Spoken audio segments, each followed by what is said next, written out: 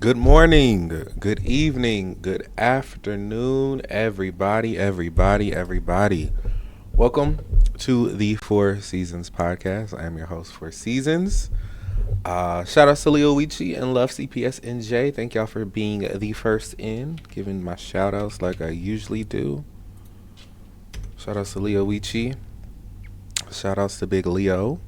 Shout outs to Love CPS NJ. I hope you guys are having a great day wherever you are at. Again, welcome in to the Four Seasons channel. I'm your host, Four Seasons. Welcome into the new viewers and welcome back to the returning viewers. I am your host, Four Seasons. That is spelled Ivsznz. And this is a space curated by us all to be open, honest, vulnerable surrounding the topics of mental health, relationships, self-esteem, goal setting, goal achieving, and accountability.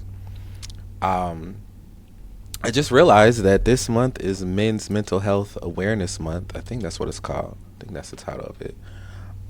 So men, let us get our mental health in order. Let us do check-ins. Let us go to therapy. Let us do some life coaching. Let us do whatever it is that we can to preserve our mental health, guys.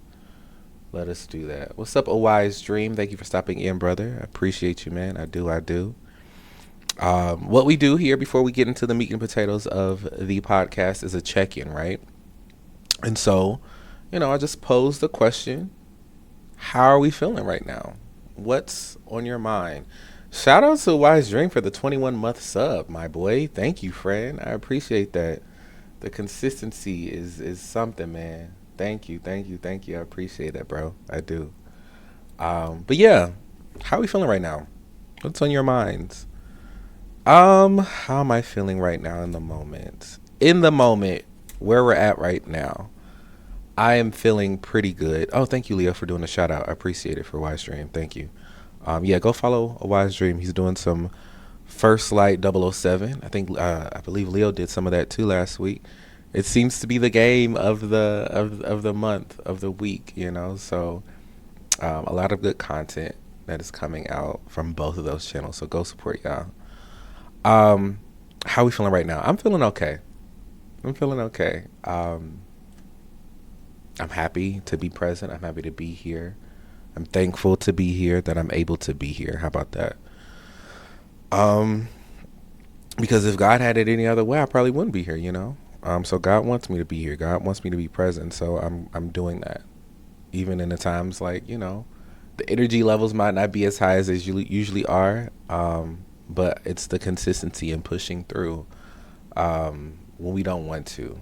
And that's what I'm learning, and that's what I'm doing a lot of, is pushing through the moments that I may not want to be present for, but getting through the hard times, because that's what is consistency is all about, right? Is being consistent even when we don't want to, because that's when some of the greatest things happen for us, is when we're consistent and we don't want to, right? So I'm just leaning into that me being consistently here every Thursday that I can be, is going to blossom something, and it may have already planted the seeds for some things for me already, by just, me being consistent, and being consistent here has boiled over into me being consistent in other areas of my life, right? And so, yeah, I'm seeing the change. I'm seeing the change. But yeah, that's where I'm at. Leo Wichi said I had to think as I was stirring the sauce. I'm good today. Can't complain. I'm happy to hear that. I really am. I really am happy to hear that. Most definitely. But yeah, that's our first part of our introduction. I guess let's get into how we usually run things. Let me pull up my stuff real quick.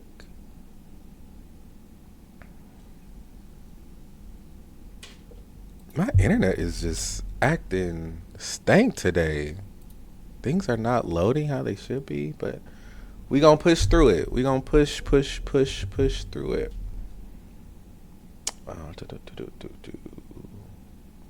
Game capture. There we go. All right, y'all. So, if this is your first time here at the Four Seasons, try that again. If this is your first time here at the Four Seasons channel for the Four Seasons podcast, what we do here in a part of our introduction is called the line dynamic, right? And so, what the line dynamic is three tiers that we have, and each tier is a representation of where we're at mentally, where our mindset is at, right? And so, I'm going to start from the top to bottom, just giving you a brief introduction, a brief explanation of what each tier of the line dynamic serves, right? So, starting from the top, at the very top, we see above. And based on the emojis the arrow is pointing to, those are happy, ecstatic, cool, chill, all those things, right? And so, when we are above the line, that means we're operating in a space where things are good. We're happy, we're in a positive mindset, things are going well for us, right? And I know for me, whenever I am operating at a space where I'm above the line and I do have a little bit energy left over, I tend to give that to those close to me, to those a part of my support system. Because why not? If I have an excess of something and I know that some people close to me may not be on the same level that I am at the moment, and I can offer something to help them, I do it because it's not going to hurt me, you know. That is what I like to do. I'm not telling you to do that, but for me, when I am operating in a space where I'm above the line and I do have a little more energy to give, I give it to those close to me, to those that, I care about. Because we don't want to be above the line by ourselves. We all want to be on the same level wherever we're at, right? And so me giving that energy to somebody who may be on the line could boost them to be above, or giving it to somebody who may be below the line could at least push them up towards the line, or even maybe shoot them straight up towards being above the line. But again, that's something that I like to do for me. So I'm not telling you what to do. Our second tier is being on the line. And that is a representation based off the emojis, as you guys can see. Being on the line means that we're just okay. Things aren't great and they're not horrible. We're somewhere in between. And I'm noticing for myself and the country that I'm living in, and then a generation of people that, that are in my generation or younger, maybe even some maybe older, we all seem to be more consistent being on the line than any other tier that we have for the line dynamic. It seems like being on the line is just base level. And as we talk more about it, it makes sense. We're not always going to be above the line. We're not always going to be below the line, and sometimes we go up and down throughout the day, right? But being on the line seems to be that baseline, seems to be that constant for us. And so it doesn't mean it's bad. It doesn't mean it's super good. It just means that you're present, you're content, you're okay.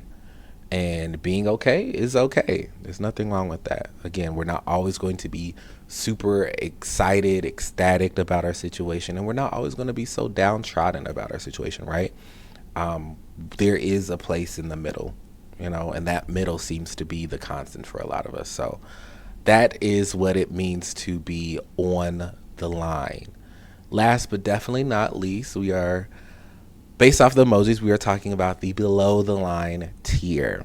And as the emojis show, angry, sad, discontent, shocked, disgusted, right? So that's what it means when we're below the line. And for me, whenever I am operating below the line, or even really, really below the line, what I tend to do is I tend to isolate, because I never want to have whatever I'm going through, whatever sucky feeling, nasty mood that I'm having at the moment. I don't ever want it to bleed on to those that I care about, bleed on to those that are part of my support system, right? Yes, it's okay to share what's going on, but leading with your emotions when you're already emotionally charged may not be the best thing, at least for me, from my personal experience, right? And so, like I said, I isolate. And in my time of isolation, I give it to God, right? I talk to God about what I'm going through, what I'm struggling with, and I let him lead me, There are times where I am led to continue to be in isolation, and then there are times where I'm like, okay, I'm not bleeding so much, so let me go ahead and reach out to my support group, because that's what they're there for, right? A support system is there to support you when you can't really support yourself, and sometimes, right? And so, after praying, after talking to God, after um, listening and looking for His signs and what direction He wants me to go from whatever I'm doing in the moment, and I get to a place where I'm not bleeding so much, I reach out to my support system, right? And so for me, my support system could look vastly different from what your support system is consisted of. For me, mine is my family, my close friends, professional help, so therapists, coaching, all that stuff. And last but definitely not least, going back to God, going to my spiritual leaders, and leaning into my church family, right? And what I tend to do after, like I said, after I'm not bleeding, I reach out to all of those branches of my support system at the same time, right? Because I know in some way, shape, or form, something from those groups is going to push me at least closer from being below the line and closer to the line, or even ultimately just skyrocketing me up to being above the line, right? It's happened sometimes. It's, you get the right people around you. They know how to take your sucky, dark moods into a place where it's nothing but positivity. It's laughs, it's love, it's fun. So I'm thankful for my support system for, having the capability of doing it, even when I may not have the capability of doing it for myself, right? So, with that being said, the explanation of the line dynamic out of the way, I open the question to you all and ask you, where are you on the line? I'm going to give you guys a few moments to gather your thoughts, put them in the chat, and then we'll discuss here momentarily.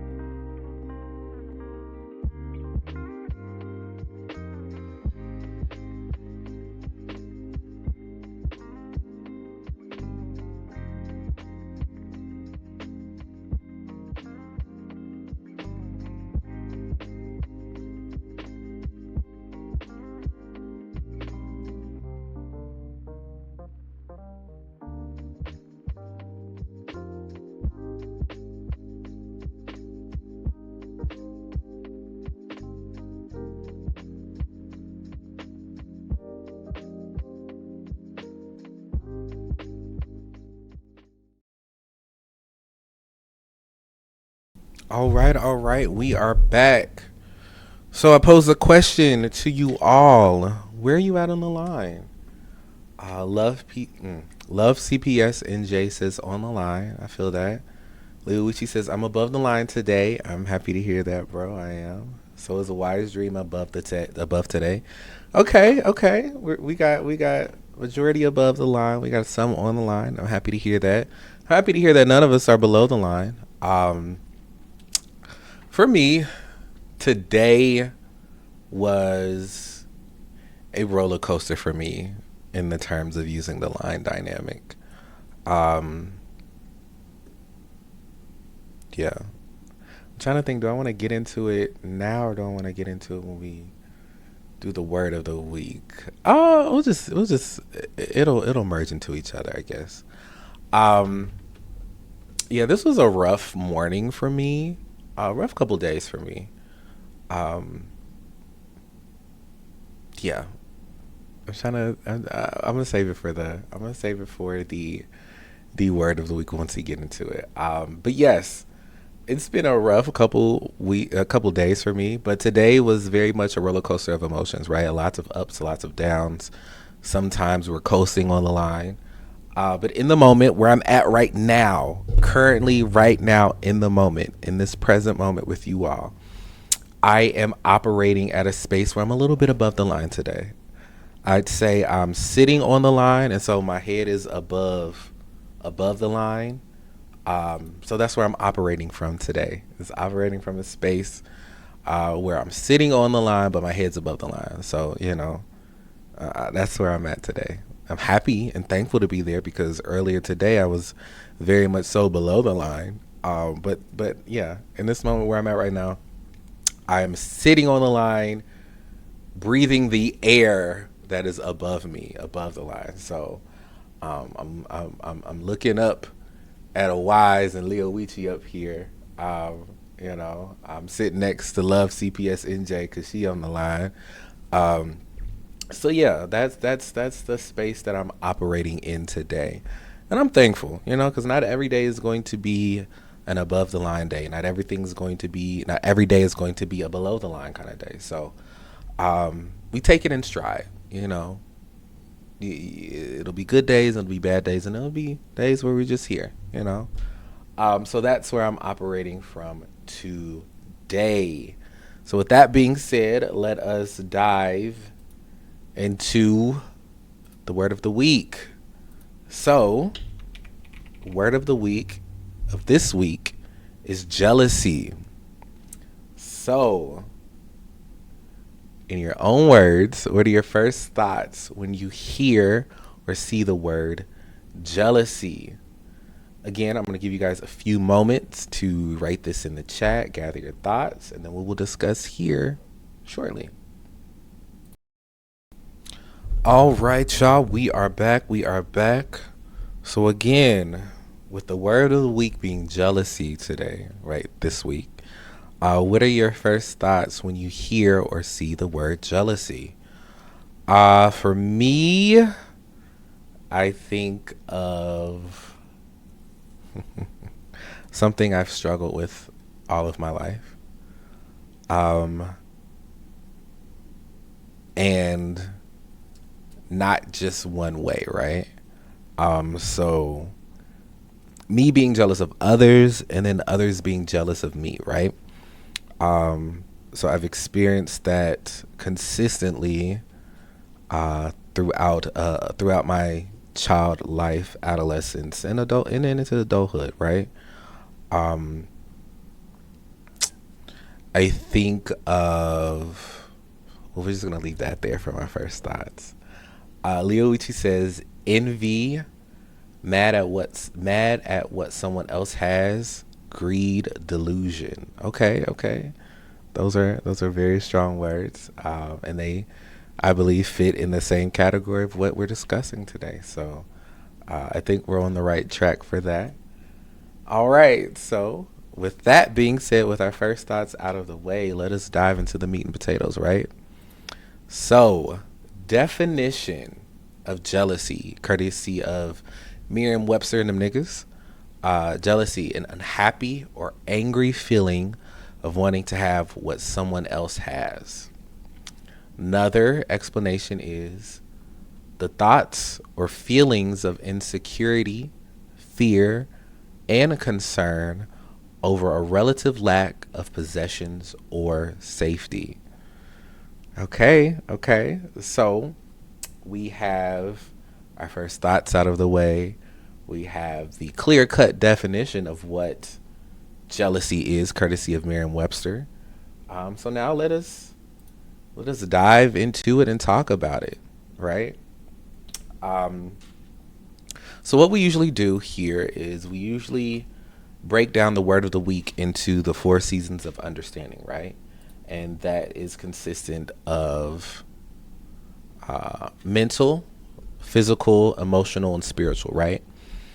And today we're going to do something different, right?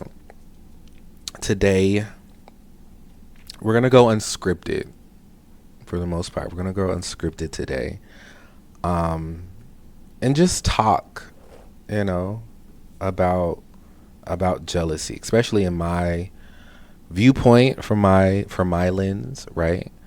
I know earlier in the podcast we were talking about first thoughts, and how my first thought was that jealousy is something that I have been dealing with all of my life, majority of my life, right? And so a little context, a little backstory for that.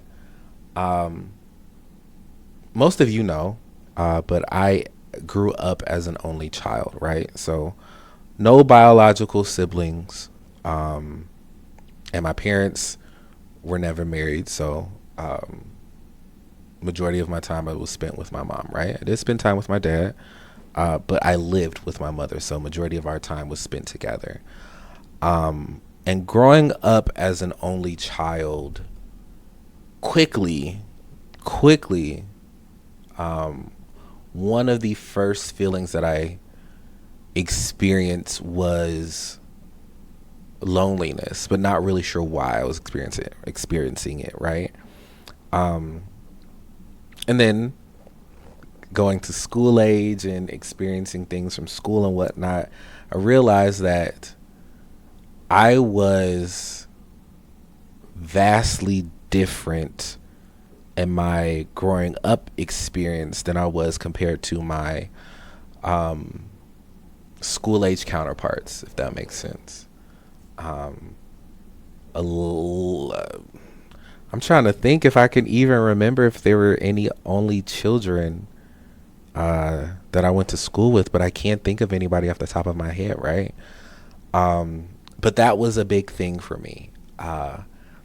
Being an only child and then seeing so many of my classmates with siblings, right? Or cousins, and not even the same age, right? So that wasn't even the thing, like that the siblings were the same age, but having an older sibling or a younger sibling, or somewhere in the middle, because it's a whole band of y'all, some of it, right? That was one of my first experiences of jealousy, because I was like, man, right? I would love to have a sibling, or at least someone to go through the experiences that I went through by myself with somebody, right? So like,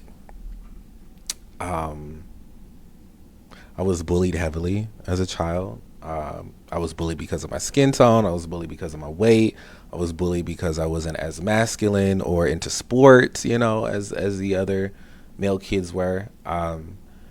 And one thing I noticed a lot that was instilled in a good portion of the people that I knew growing up, of the kids that I knew growing up who had siblings, was don't let nobody bother your sibling. If somebody's bullying your little brother, your little sister, or in some cases your big brother, your big sister, you stand up, you be present, because at the end of the day, y'all family, right? I never got that, so all of my bullying, all of the trials and tribulations that children go through when it comes to interacting with other children, I had to go through all that stuff by myself. Now I did have friends, right? But the thing is, which is so interesting, is that with friends, especially in a child age, right? After school, or whatever activities that y'all have after school, everybody go home. Everybody goes home, and you could talk on the phone or plan to see them outside of school on certain days, but it was never a consistent everyday thing, right? So it would hurt, it would suck, to go back home, and I don't really have anybody to talk to or share those experiences with or bond with on that level. Yes, I had friends in the neighborhood, right, growing up, but again, after a certain amount of hours, everybody has to go home to their respective families and continue life that way, right? So I was very lonely. I was very depressed. And there were some life experiences. My dad passed when I was 10. And then 2 months after that, my mom was in a near fatal car accident. And so those were some really, really big traumatic experiences that I can't really share, or I can share, but nobody really gets it because I never had a sibling that went through it with me, right? So I can share my story, and some people are like, oh, okay, your story's fake. I'm like, why would I lie? People don't believe it, that it's, so outlandish to believe, but that's my real life, right? And it sucks to not have somebody get you or be present for all of those things that you went through, right? And so jealousy for me ran rapid.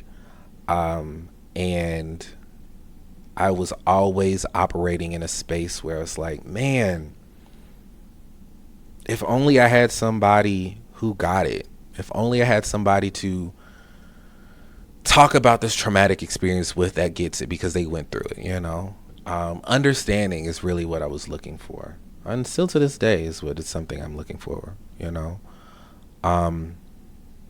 because of that, I had relationships issues with friends because I would get so frustrated with seeing people not cherish their siblings, fight, but siblings fight, but physically fight, being at odds, saying they hate each other, and putting their friends over their siblings and types of stuff like that. I would really get so frustrated because it's like, man, I would love to have a sibling that I could protect, right?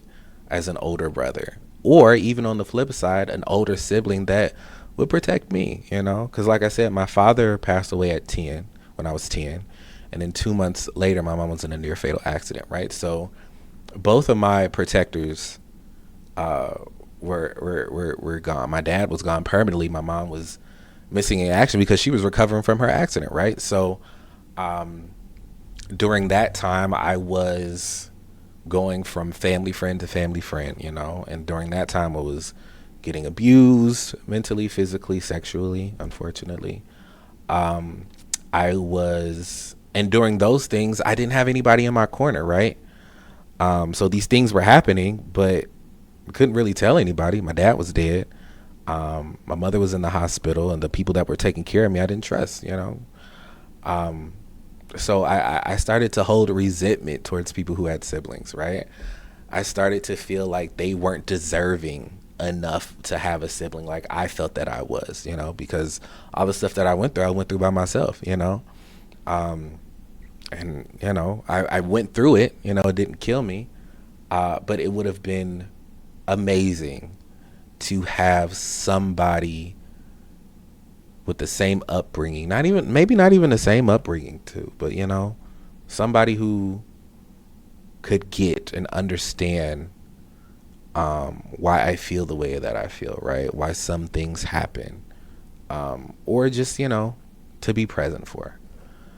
And so that was one of the biggest, probably my biggest experience with jealousy was being jealous or envious of people with siblings, or even not even siblings, but like big families, because like I don't have cousins,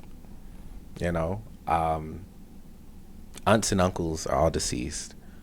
And so I don't really feel like I got a regular, I don't even know if we can even consider upbringings regular anymore, right? But I had an unorthodox upbringing in my life that set the tone for a lot of the decisions that I made in the adolescence into adulthood and even today, right? But the biggest thing was being jealous of not having the family dynamic that I saw almost everybody else have, right? So yeah. That's where I'm at. And so moving on to I guess adulthood, right? So my biggest thing was like, okay, I want siblings, but after a certain while, I knew I wasn't gonna get no siblings, right?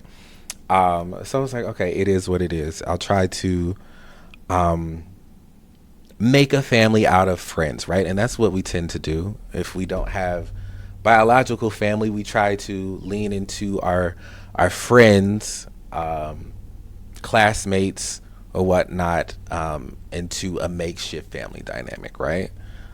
Because this is a family you get to choose. You get to choose these people that you want to be your friends, right?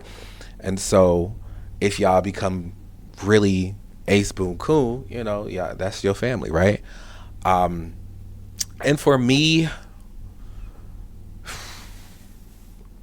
it kind of got back to the same thing, right? It got back to, okay, these are these friends, my bros, my sisters. This is my family, right? And for me, I think the biggest time that I really felt like I had a friends turning into family kind of situation was through college, right? Um, I had a whole gang of people, I had a whole gang of family friends or friends that I considered family in the moment, right? Um, and which was what was different about those friends now through college that were different compared to the friends that I had back in elementary school. I was an adult at this point, so we can go out and do stuff, and we didn't have to just have school as our only time of hanging out, right, or spending quality time. We had school, we had work, we had anything in between, right? Um, but after a while, because it's college, uh, niggas get in relationships. People start dating. People start, um, having kids and all that stuff, right? And so um, that really wasn't a thing for me. Um, yeah, I'm trying to think of how deep we're gonna go today. We're gonna go. We're here. We're here. That really wasn't a thing for me. For me growing up, I always had issues with my sexuality. I've always been attracted to men.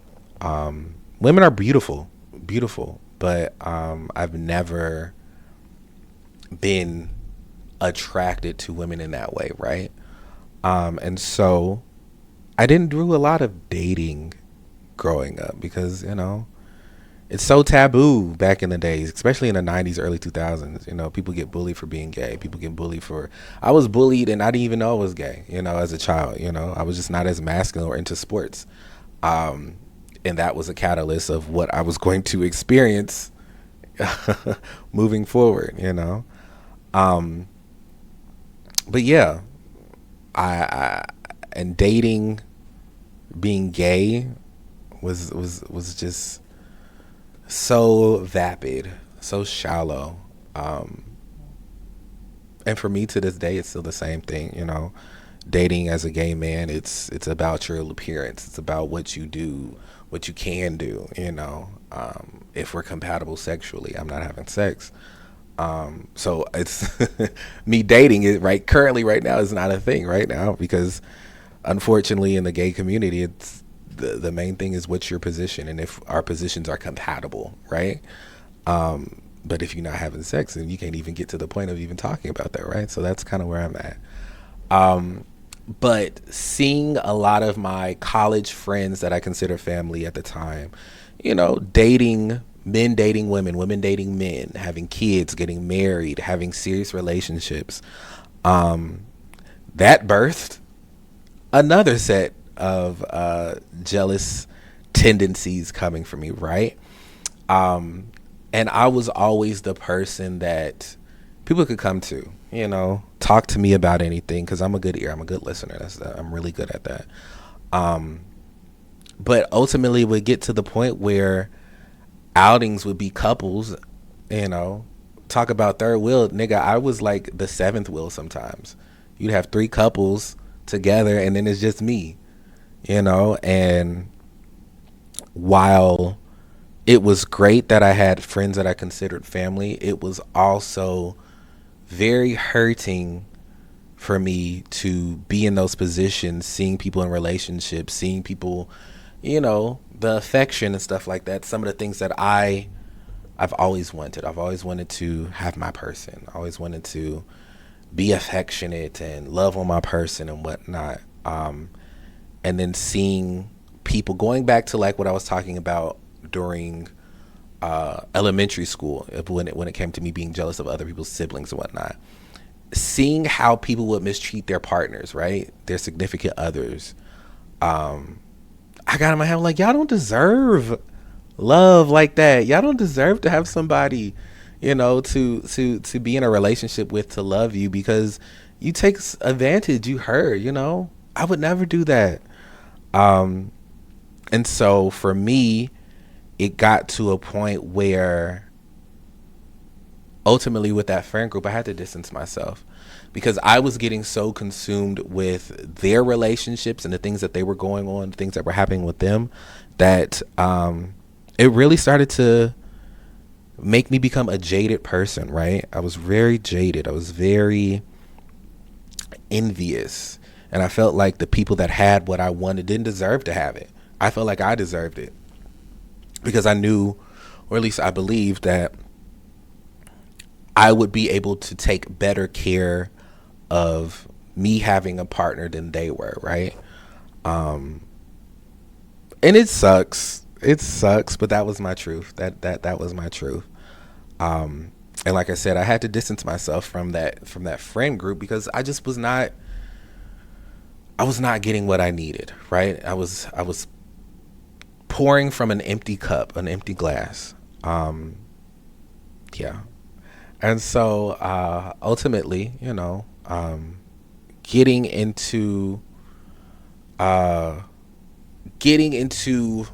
my first relationship in college, obviously it was not the right thing for me because the person that I was with was doing all types of other stuff with other people, right? Unbeknownst to me. And the thing is, I accepted that stuff because I was so desperate for love. I was so desperate for companionship. So I put up with things that no one should put up with. I put up with things that no one should put up with because I wanted to feel loved. I wanted a partner so bad, right? And me being jaded and the jealousy that I had towards other people who are in relationships that I didn't think they were deserving of them, it really made me like, okay, nigga, you ain't getting nobody else, so hold on to this nigga while you can, which isn't the great mindset to have because there's plenty of fish in the sea. But in that moment, it being my first relationship and I'm being in college, and I would say I was probably in my early to mid 20s, I was like, this is gonna be it. I finally found my nigga, and me and my nigga gonna rock it till the wheels fall off, only to find out this nigga was rocking with the wheels fall off with multiple other people, right? And I have always been the person to give chances. I give grace, I give chances, even when I probably shouldn't give chances. But I think the more I'm talking about it, the more I'm opening up to you guys about it, I realized I was just operating out of a space of desperation. Let's gonna call it what it is. I was desperate to be loved. I was desperate to love. And because of that, people can sense and smell desperation, and so they gonna use you up until there's nothing left. And that's kind of what happened to me. I was in that relationship just literally fizzled out after a while because I couldn't give anymore, and I wasn't getting anything that I needed in return. So it was just a lot of hurt, a lot of resentment, right? And then with that relationship not working, and then I see some of my friends who were, from college getting married, having kids, I'd be like, man, why not me, right? And we're gonna be even more candid. My last relationship was very similar to the one I had in college, where, I was with somebody who I thought was my end all be all. I was gonna get married to. We gonna rock with the reels fall off, but only to find out that this nigga was married with a whole other side, family, that I didn't know about, right? And so a lot of the pain and strife that I experienced from relationships was out of desperation to be apart, to have some sort of person that loves me, and I can love them and we could be together. Um, and a lot of it stemmed from jealousy of seeing people have the things that I wanted and not taking care of the things that I wanted. Um, and then once I got what I thought I wanted, I held on to it even though it wasn't trying to hold on to me, or they weren't trying to hold on to me, right? Um, so yeah, my jealousy grew from baby envy to being jaded on family and relationships, um, to full blown jealousy. And the more I'm walking with Christ, the more I'm understanding is that what's meant for me is meant for me. And yes, I am 35 years old and I've had two relationships that were trash. Um, I don't know what God has in store for me. I don't know what that looks like. Um, I do know that everything is temporary.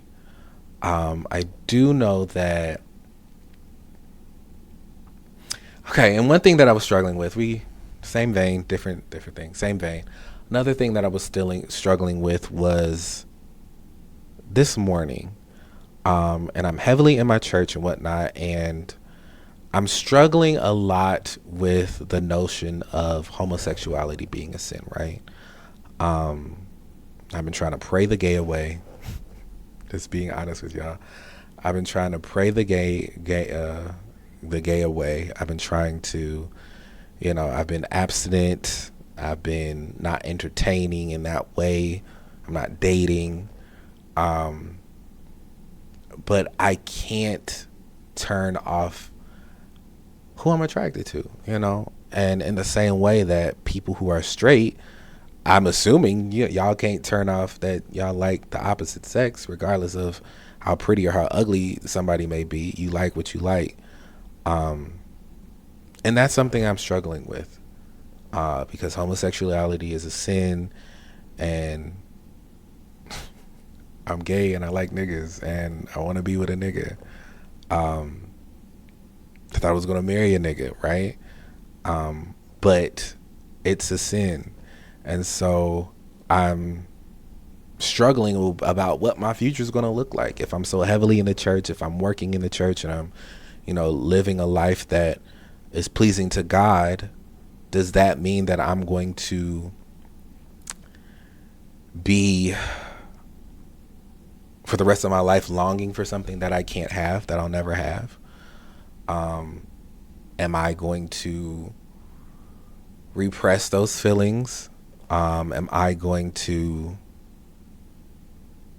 live a life of pretending, with so many other DL men who are in the church? They get wise, but they do things with niggas on the side.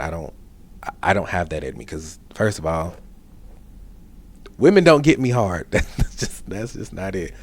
And I want a relationship. I want to get married. I want kids. I want, that stuff. But it's hard for me to see the possibility of those things happening with the religion that I'm practicing, which is, I don't know. And so, back to jealousy. I go back to when I go to church, right? And I see all of these married couples or engaged couples or people or families and whatnot. And I'm like, man, I would love to have that. it would be so simple, if I was just straight and didn't have, these feelings towards other men. It would be so simple. I'd have the life that I want, right? Or at least the life that I've dreamed of. I'm not sure if that's what I want, but no, I want a family. I want marriage. I want a significant other. I want a partner to rock till the wheels fall off. I want all that. Um, but I don't know if that's God's plan for me. And if that's not God's plan for me, I need to get in a space where I'm able to be okay with everything else that God has blessed me and given me, even if I'm not going to get the one thing that I want, right? Because like I said, I have so much love to give. I have so much left to give, right? But maybe it's not in that manner that God wants for me, right? But we're at the end. I've been yapping. It doesn't feel like I've been yapping for that long, but I have. Um, so what we're going to do is move into our closing wrap up, right? So the first part of our wrap up is knowing for sure. So what that means is something that I know for sure from the beginning of the podcast to the end. Um, I know for sure that, excuse me, I know for sure that everything is temporary. The ups, the downs, the in betweens, the black, the gray, the white, all of it is temporary. Um, and what is for me is going to be for me, and nobody can stop that. That's God's will. And so I know for sure that I am going to do my due diligence to try not to be envious of things that we only get a small glimpse of people's real life, right? Because we don't know what goes on behind the doors, right? But I know I don't want to be behind the doors by myself, if that makes sense. Um, and I know for sure God is going to bless me in a way that I'll be able to give the love and receive the love that I deserve. So yeah, that's what we're gonna leave the know for sure at that part. Um, Plugs, shameless plugs. Let me get on with the chat. Boy, oh boy, boy, right. My man's just swinging, and some of these balls are hitting home out of the ballpark. Thank you, Leoichi and a wise dream, y'all. I appreciate y'all. Leoichi, hope you have a great rest of your stream, bro. Love you. Love you too, bro. Um, Shameless plugs, coach. I am a life coach and have a 4-week coaching experience called Through the Seasons, where I walk with you through whatever season you are. If you feel unseen, stuck, transitioning, or in between chapters, I will be happy to walk with you. If you need a space to be heard and find clarity, that's what I'm here for. If you want more information on that, feel free to DM me here or email me at ivsznz@gmail.com. Discord is in the chat as well. If you guys want to be a part of the Four Seasons community, we'll be happy to have you there. On the Discord, you'll be notified of every time I go live, like now. You'll be notified when I upload VODs onto YouTube for my YouTube channel, which I'm putting in the chat as well. Go subscribe over there. It is free 99, and we will really appreciate you for your subscriptions over there. But that's about it. Also, I have my co-working stream every Saturday at 11 a.m. EST here on this channel. That is a place that we go and knock stuff out. So if you have lists, chores, things that you want to get done, it is a great place for us to promote accountability, goal completion, and have a sense of community. So if you guys are interested in that, again, that is every Saturday here on this channel at 11 a.m. EST. But yeah, that's about it. Again, shout outs to the Four Seasons community for showing up and showing out. I appreciate y'all, each and every one of y'all. Shout outs to the followers, the lurkers, the subs, and everybody in between. You guys are amazing. You guys keep me going. But yeah, with that being said, be good to yourself and be good to everybody else. And I'll see you guys later. Bye.